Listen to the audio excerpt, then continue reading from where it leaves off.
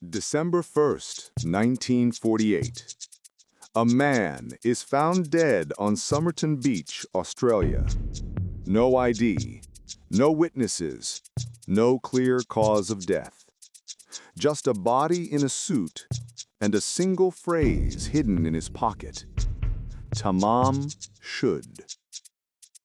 It means the end. The story begins in the quiet seaside suburb of Somerton, near Adelaide, South Australia. On a cool morning, beachgoers noticed a man lying on the sand, his head propped against the seawall, his legs stretched out neatly, and his shoes polished to perfection. At first, he looked like a man taking a nap. But when police arrived, they quickly realized he wasn't sleeping. He was dead.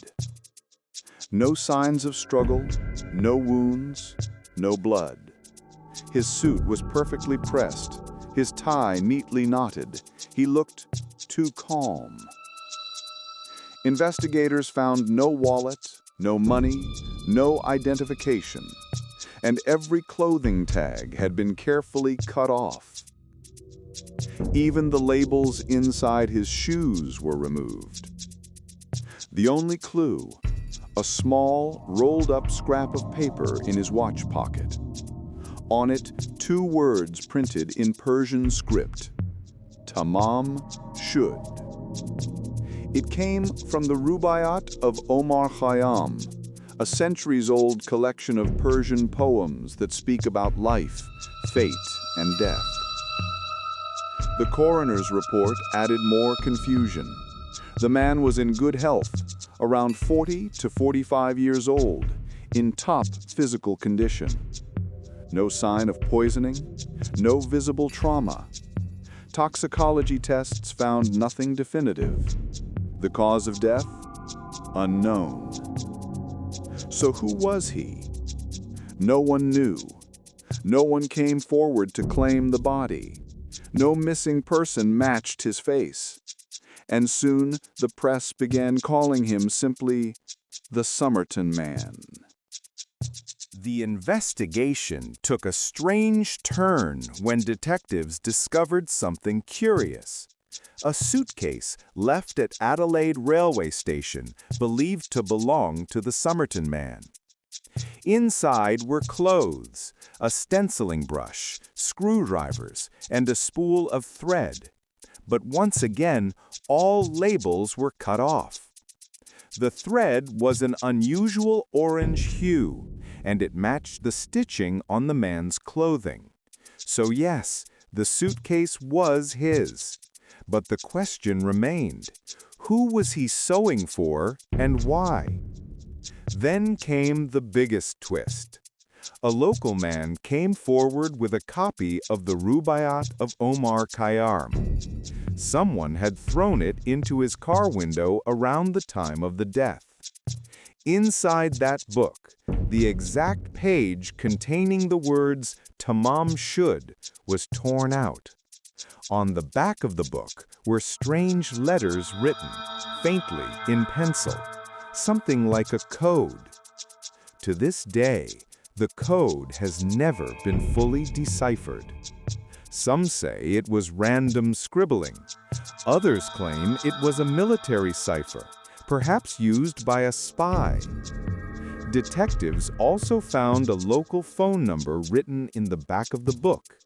It led to the apartment of a nurse named Jessica Thompson, who lived near Somerton Beach. When police questioned her, she claimed not to know the man, but witnesses said she acted uneasy, pale, almost fainting. Later, she admitted that she once owned a copy of the Rubaiyat. She couldn't explain how someone else's ended up linked to a dead man. Her neighbors recalled seeing a strange man knocking at her door weeks before the death. Coincidence or connection?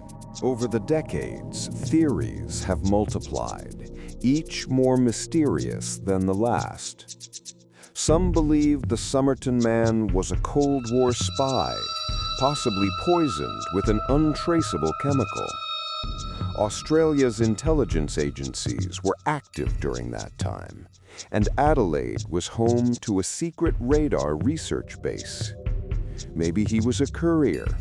Maybe he carried information, or was silenced before he could deliver it.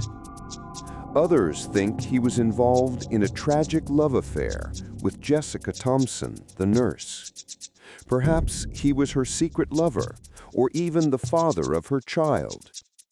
Years later, researchers noticed her son had a rare ear shape, identical to the Somerton man's, a genetic trait found in less than 2% of people.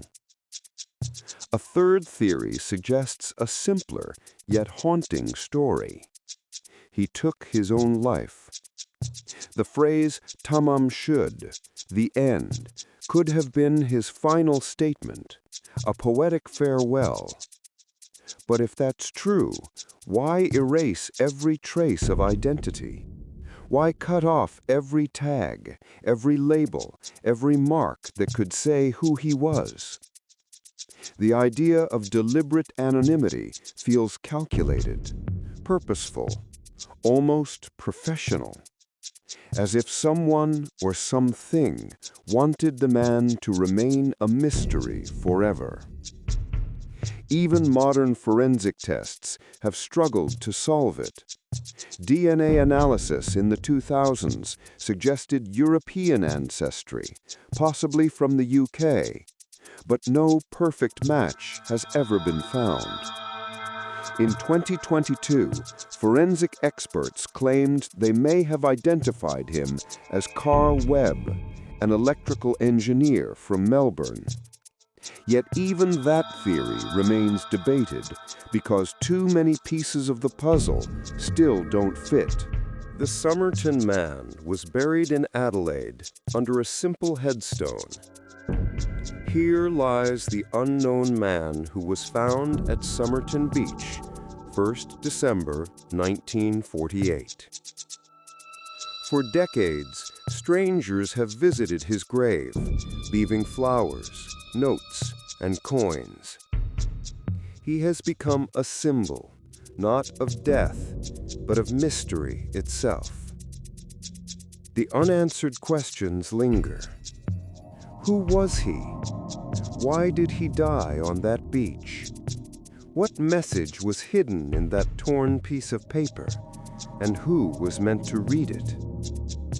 Perhaps, somewhere, the final truth still exists, locked in an old book, a secret code, or a memory too dangerous to be spoken aloud. Until then, the words in his pocket still echo. Tamam shud. The end.